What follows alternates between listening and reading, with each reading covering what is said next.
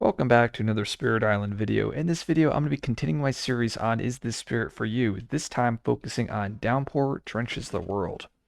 The setup is going to be one presence on your starting board in the lowest wetland. Playstyle states, cares a lot about the question of how useful is this power in the current context. It rarely plays all of its power cards in any given reclaim cycle. Some get discarded due to growth, and for those it does play, it often has the option of using them multiple times.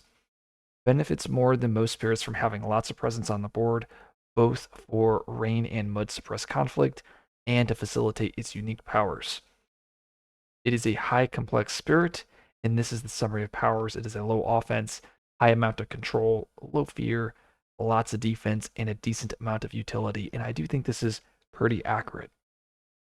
Flipping the spirit board over, Downpour has two special rules. The first one says, Spirit actions and special rules treat your sacred sites as wetlands in addition to the printed terrain. And I think this is such a really cool special rule because it allows you to change the terrain type of certain lands. And this has me thinking maybe we may get a future spirit that can permanently change land types. Or maybe I shouldn't say permanently, but can change a land type such that, like, if you have the sands and maybe you turn it into a jungle, well, maybe then the invader cards will act as if this is a jungle for that turn. That'd be a very cool concept. I don't know how balanced that would be, but very interesting.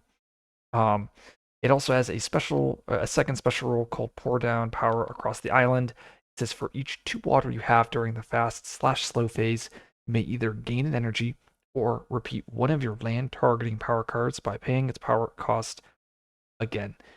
So this is very similar to Relentless Gaze of the Sun. Relentless Gaze is going to be doing that repeats, but it has to be focused into a single land. But you can do it as many times so long as you have the energy to pay for it. Downpour instead can repeat those land targeting powers in any of their lands, but they're gated by the number of water they have or the number of 2 water. Looking at our growth options here, we are a 0 to 1, and that means we're not placing presence on reclaim. We have a 2 presence placement option and a 1 presence placement option. The reclaim allows you to gain a power card and also move a presence. Your G2 gives you 2 water, but then there's this price of having to discard 2 cards. And finally, the G3 gives you some power card gain as well as some energy. The tracks are pretty mediocre, ending at 2-3 with a lot of water. Um, it's hard to really, I shouldn't say mediocre just because how the spirit is designed to have several plays. Not physically on its track, but just because you can repeat cards with all of the water. So it's really hard to accurately state where the spirit ends up. Most games, your tracks will look like this. Usually you have the water, and then the 3 plays.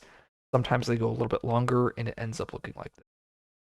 But this final part here, the last water space, the earth, and the 2 water space tend to not come into play. Looking at the 2 special innates here, we have the left innate and the right innate. The last threshold on both innates rarely comes up, though it is very powerful.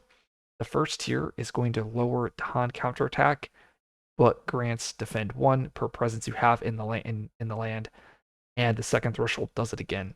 So if you have the second tier of this threshold, 1 presence in that land would do -2 Dahan counterattack and +2 defense in that land. And this is a very powerful effect because if you activate this innate, you can spread out your presence and defend multiple lands. The right innate is going to allow you to gain energy, remove blight, and that removed blight goes back to the blight card. And you then get to gain energy and move to Han. Downpour has 4 starting cards. Dark Skies, Loose a Stinging Rain. It's a 1 energy fast, moon, air, water. Targeting from a wetland. Get to isolate the land and then push 1 explorer and up to 2 Dahan. Foundation Sink into Mud. It's a 1 energy slow. Water Earth, 0 range. 2 damage to a town. If the land is a wetland, you may do 1 damage to all buildings instead. So You can use foundations combined with your special rule here, and you can completely sink any land on the board. Now, if you have a sacred site, that land is a wetland, and that will upgrade your foundations. In addition, those sacred sites are going to be really important for your dark skies targeting or your wetland isolating with Unbearable Deluge. Unbearable Deluge is a fast power, 0 cost, air, water, earth, 0 range. It's a 1 fear, push 2 to Han, then 3. And then if it's a wetland, you may isolate it. A lot of times you'll use this card here, and you may have 2 presents. Let's say it looks like this.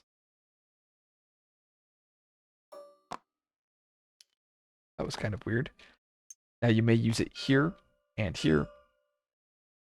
Defending 3 in this land, pushing the Dahan out, and then you may do it here, defend 3, pushing the Dahan back in. And assuming that this jungle is ravaging. So a lot of times you'll use multiple repeats of this card to do that.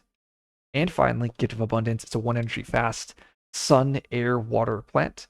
Target spirit either gains 2 energy, or they may repeat 1 power card this turn by paying its cost. Either you or target spirit may add 1 destroyed presence to a wetland where you have presence. Now, you're right, Innate here.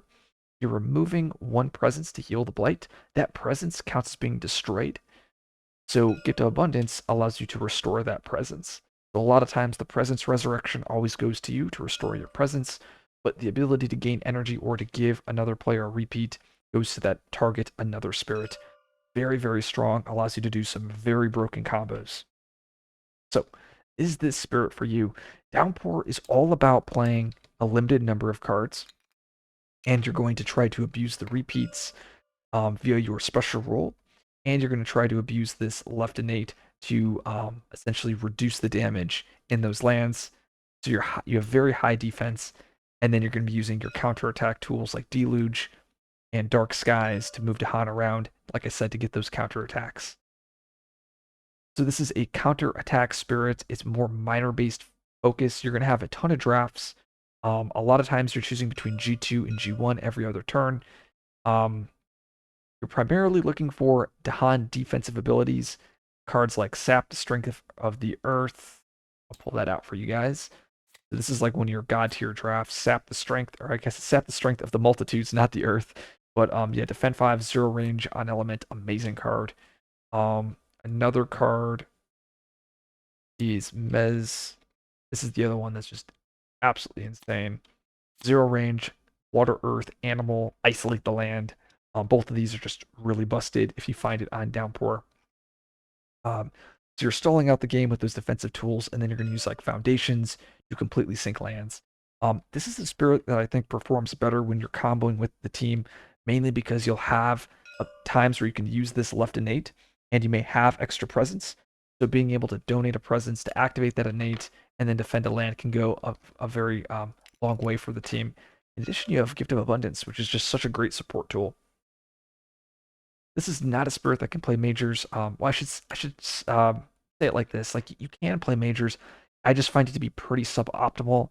I love defensive spirits, but I actually don't like playing Downpour, and that's just because I find that there's only one build to play with the spirit. Usually you're going to use G2 or G3 turn 1, and then turn 2 you'll do whatever you didn't choose. So you go, let's say you do G3 turn 1, then G2 turn 2, turn 3 you reclaim, turn 4 you always G2 top, then turn 5 you reclaim, turn 6 you G2 bottom. It's like it almost always follows that pattern. And I just find that to be just pretty boring. And then like once again, like I said, like you're always like looking for those defense or those water cards so that you can repeat.